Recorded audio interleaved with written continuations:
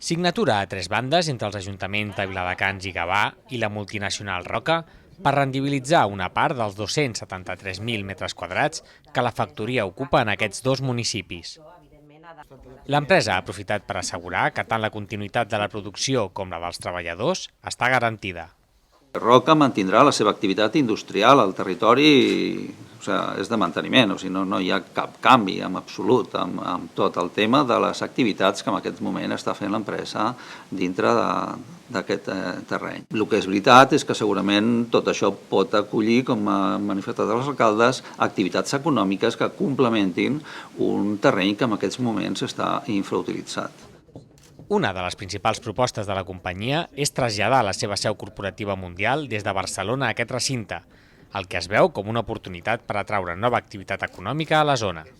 En el fons, l'objectiu que ens guia és un objectiu econòmic, és un objectiu de generar un pol d'activitat econòmica, d'impulsar i de potenciar un pol que ja és avui d'activitat econòmica en aquests municipis, però sobretot amb aquesta senya d'identitat de la innovació, d'identificar el Delta, d'identificar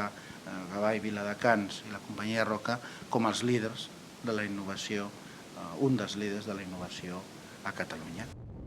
El document inclou la creació d'un grup de treball per estudiar totes aquestes actuacions als terrenys de l'anomenat Polígon Centre, tot i que encara no hi ha un calendari definit.